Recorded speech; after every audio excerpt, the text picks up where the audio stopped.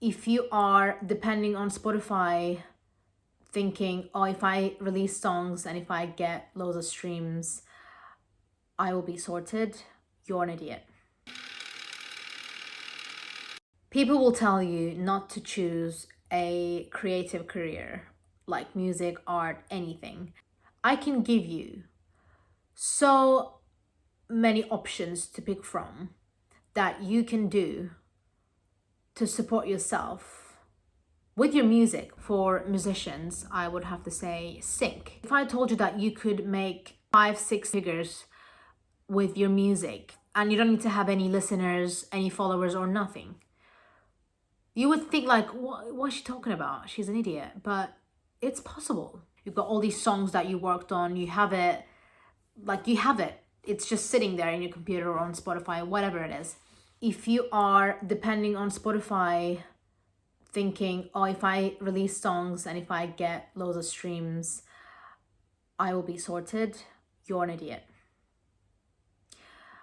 You need to change your mindset. Even if you were to make 1 million streams on 5 of your songs, you might get like a decent royalty or whatever, but it is very hard to get 1 million streams, obviously. I see so many people, so many independent artists just wasting their money on getting their songs on playlists. And if you get on any, you're lucky, and you maybe get like, I don't know, 60,000 streams.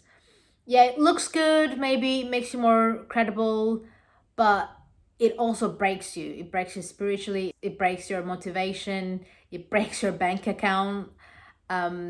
It's just not a sustainable way of doing music. I'm gonna tell you a sustainable way of making music and making a lot of money while you're making music. And you don't need to be signed. If anything, it's better if you're not signed. If you're independent, it's better for you in this scenario. Because if you're not signed, that means you are holding your publishing rights to your songs. So I'll give an example. Let's say you have 10 songs that you worked on. They're either released on Spotify or they're just sitting in your computer, okay? Maybe you've done it all by yourself. Maybe you've done it with loads of friends. Doesn't matter.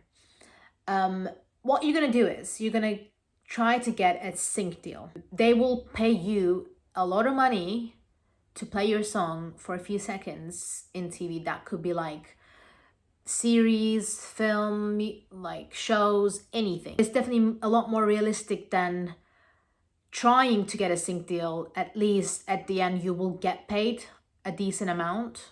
Whereas if you try and put the same effort into getting your song into a playlist, it's not gonna pay you well at all.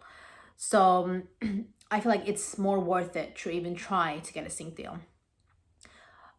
There are loads of tools or websites you can use to get a sync deal, but it's either paid or quite competitive. It might not be for you.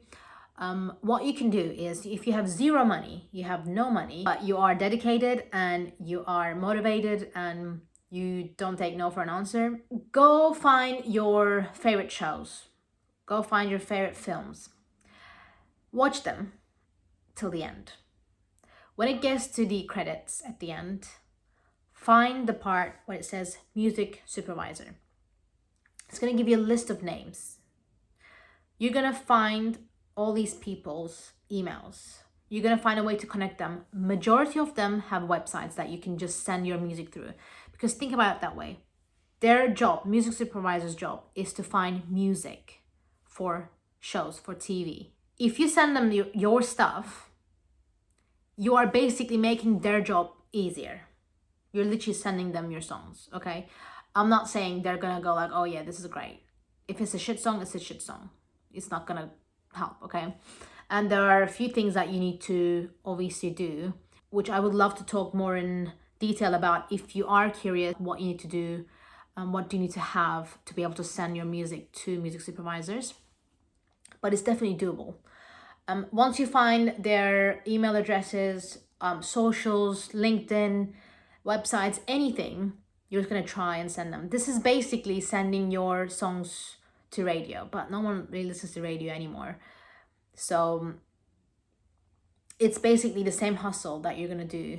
The impact will be much, much bigger. I'm just like baffled the fact that no one's really talking about this, and this isn't like common knowledge. And also like maybe in the music industry people could try to, instead of using a Taylor Swift song or I don't know, Shawn Mendes song or whatever, people could use independent artist songs because it would promote them, it would give them money, it would keep things fresh, and it would give them the publicity that they would need.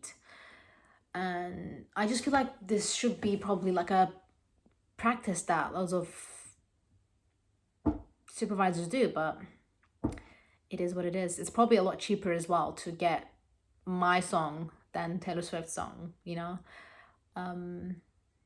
But yeah, so if you are curious and if you want to know more about how to get a sync deal, drop me a comment.